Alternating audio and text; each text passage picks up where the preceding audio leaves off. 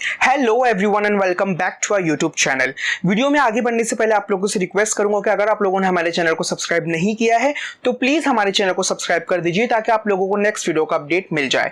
Today I am going to review Satya Prem Ki Katha starring Kartik Aryan and Kiara Advani, directed by Sameer Vidwans.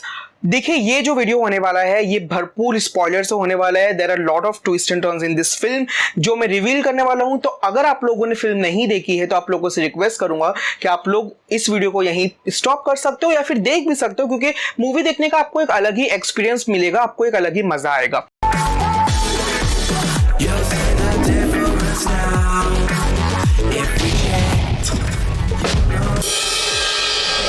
तो let's go ahead with my review. सबसे पहले मैं आप लोगों को मूवी की कहानी के बारे में बताता हूं। देखिए सत्य प्रेम की कथा जो है वो एक नॉर्मल लव स्टोरी नहीं है। It's a very unusual love story and I really like the movie. First of all अगर मैं एक लाइन में बोलूं, आई लाइक द फिल्म। मैं मूवी की कहानी आप लोगों को बताऊंगा, बट मूवी का क्या पहलू है जो मेरा पर्सनल रीजन है जिस वजह से मुझे कुछ चीजें फिल्म की नहीं पसंद आई, वो भी मैं आप लोगों को बताऊंगा। सो फर्स्ट ऑफ ऑल मैं आप लोगों को मूवी की कहानी बताता हूं। जैसा मैंने कहा कि बहुत सारे स्पॉयलर्स है जो मैं रिवील करने वाला हूं, तो लेट्स गो अहेड। देखिए कार्तिक आर्यन का जो कैरेक्टर है एक्चुअली उसकी शादी नहीं हो रही है। बहुत टाइम से उनके घर वाले जो है वो लड़की ढूंढ रहे हैं, लेकिन उन्हें मिल रही नहीं है क्योंकि वो कुछ काम नहीं करते हैं और निकम्मे से हैं, इसलिए उन्हें जो है लड़की नहीं मिल रही है। एलएलबी के एग्जाम में वो 3 बार फेल हो चुके हैं। अब वो जो है लड़की की तलाश कर रहे हैं, लेकिन लड़की उनकी शादी के लिए कहीं मिल नहीं रही है। कियारा आडवाणी का जो कैरेक्टर है, उनके माँ बाप जो है उनके लिए लड़का ढूंढ रहे हैं क्योंकि कियारा आडवाणी का हाल ही में ब्रेकअप हुआ है उनके बॉयफ्रेंड के साथ में। और ये जो है एक बहुत बड़ा ट्विस्ट है आगे जाके कि क्यों ब्रेकअप हुआ है कियारा आडवाणी का उनके बॉयफ्रेंड के साथ में। अभी कियारा आडवाणी जो है वो बहुत ज्यादा डिप्रेस्ड है और वो शादी भी नहीं करना चाहती है, लेकिन बहुत सारे इंसिडेंट्स ऐसे होते हैं कि दोनों की मुलाकात होती है, कार्तिक आर्यन और कियारा आडवाणी की, फिर दोनों की फैमिलीज की मुलाकात होती है और कहीं ना कहीं जाके उनकी शादी हो जाती है। अब जब शादी होती है और जब फर्स्ट नाइट जब दोनों एक साथ जो है, उनका कमरा जो है वो टेरिस पे बताया गया क्योंकि कार्तिक आर्यन का जो घर है वो इतना छोटा है कि रहने के लिए जगह नहीं है ज्यादा। नीचे जो है बेडरूम में उनकी बहन और उनकी मम्मी सोई हुई है, उसका भी एक अलग ही कॉमेडी कैरेक्टर है, वो जब आप देखेंगे तो मजा आएगा। और हॉल में पापा सोए हुए हैं तो वो ऊपर सो रहे हैं जाके, जो टेरिस होता है वहां पे वो जो है एक उसकी बहन की क्लासेस है जहां पे वो दिन में जो है डांस सिखाती है, वहीं पे कियारा आडवाणी और कार्तिक आर्यन शादी के बाद जाकर ऊपर सोते हैं। अब कियारा आडवाणी जो है वो इंटीमेट नहीं होना चाह रही है कार्तिक आर्यन के साथ में, वो अलग अलग बहाने बना के उन्हें नीचे भेज देती है। अब ये क्या कारण है, जैसे जैसे मूवी आगे बढ़ती है वो आपको समझ में आता है actually. So now I am going ahead with my review full of spoilers. देखिए जैसे जैसे मूवी आगे बढ़ेगी, जो मूवी के डायरेक्टर है समीर विद्वांस, उन्होंने इस तरह का डायरेक्शन दिया है कि आपको देख के ऐसा लगेगा कि शायद कियारा आडवाणी का जो कैरेक्टर है शी इज लेस्बियन।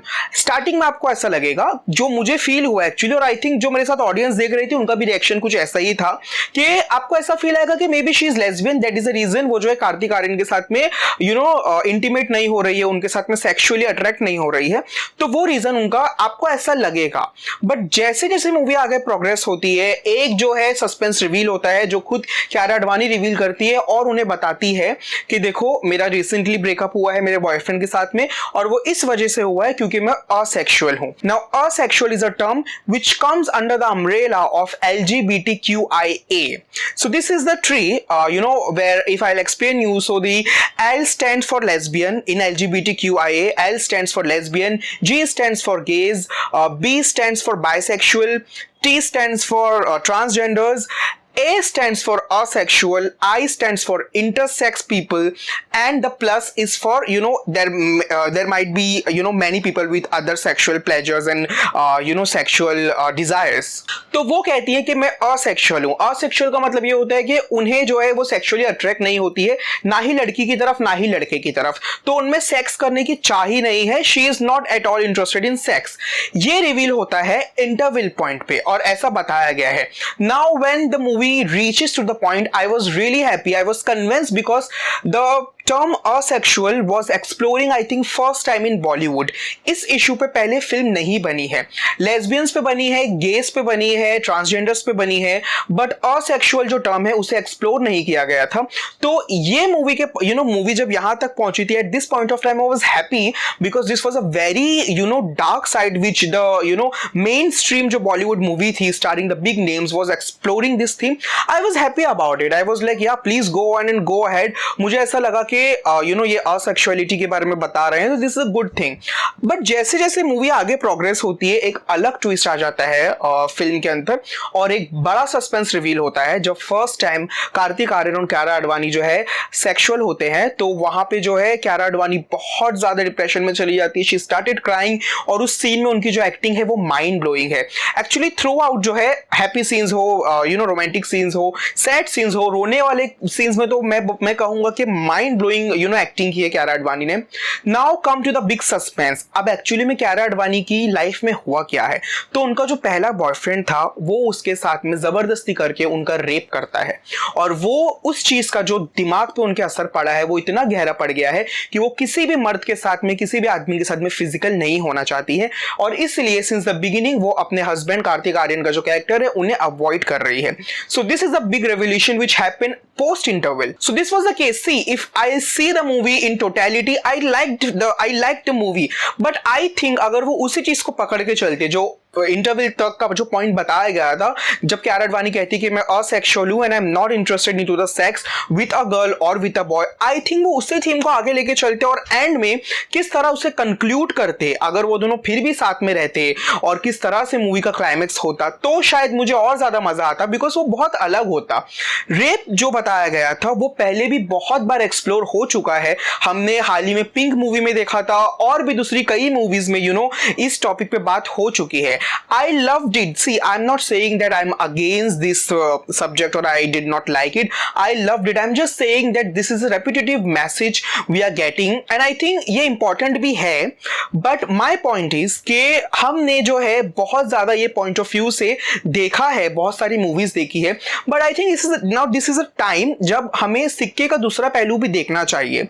मैं बहुत ज़्यादा सोशल मीडिया पे देखता हूँ that there are lot of cases happening in courts in our country which are fake cases, like fake cases जहाँ पे जो लड़कियां होती, जो वुमेन्स होती है, they play a woman victim card, they put a false cases, there are false rape cases, there are false dowry cases, lot of cases are happening। तो I think जो हमारे डायरेक्टर्स है वो उन्हें कमर्शियल सिनेमा में इस subject को भी एक्सप्लोर करना चाहिए, ताकि जो दूसरा सिक्के का पहलू है वो भी सामने आए ऑडियंस के। एंड जैसा कि मैंने कहा, I am not against this this subject और the message. I completely believe that the rape is a very sensitive topic and we should make aware people about it, but my only thing is that there are lot of movies made on this subject and it will be continue to make, and it should be और ज्यादा बनना चाहिए ताकि बहुत सारे लोगों के बीच तक मैसेज पहुंच सके। बट जैसा मैंने बताया कि सिक्के का दूसरा पहलू भी दिखाना चाहिए कि लॉ को मिसयूज कैसे किया जाता है।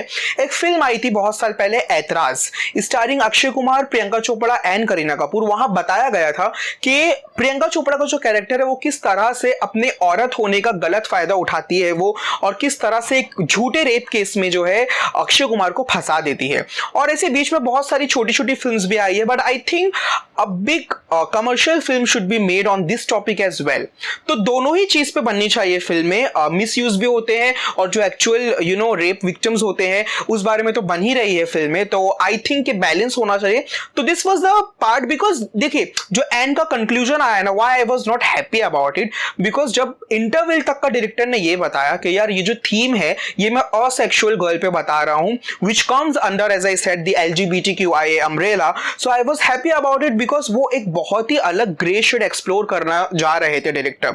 तो आई वाज हैप्पी कि यार ये एक ऐसी कैरेक्टर पे बनी है असेक्सुअल जो कि सेक्स में इंटरेस्ट ही नहीं है जिसका, so I was really happy about it. But then it turn out to be on the rape subject, so I was bit like this के यार I am happy about it, but I was like यार अगर asexual की ही theme को लेके चलते तो I think movie बहुत ज्यादा डिफरेंट बन सकती थी। So overall, as I said, I love the movie. I actually, literally love the direction of Sameer Vidwans. He is a superb director. He is a Marathi director. उन्होंने बहुत सारी मराठी में films बनाई है. I loved it completely. The background music was on point, and especially the acting. My God, I think this is one of the best acting of Kartik Aaryan and Kyara Advani in their careers. Overall, I like the film. I will recommend it to you people to please go and watch it in theaters. Movie का review मैंने spoilers के साथ दे दिया, but still I am 100% sure कि आप लोग enjoy करेंगे because उनकी परफॉर्मेंस इतनी अच्छी है, इमोशनल सीन्स में उनकी एक्टिंग इतनी अच्छी है, समीर विद्वांस का डायरेक्शन इतना अच्छा है, सॉन्ग्स भी अच्छे हैं, तो I am 100% sure that you guys are gonna love this film. आप लोगों ने अगर फिल्म देखी है, आप लोगों की क्या राय है वो प्लीज कमेंट सेक्शन में मेंशन करके जरूर बताइएगा। वीडियो के एंड में आप लोगों से रिक्वेस्ट करूंगा कि प्लीज हमारे चैनल को सब्सक्राइब कर दीजिए ताकि आप लोगों को नेक्स्ट वीडियो का अपडेट मिल जाए। वीडियो अच्छा लगा हो तो प्लीज लाइक कीजिए और कमेंट कीजिए। Thank you so much and love you all.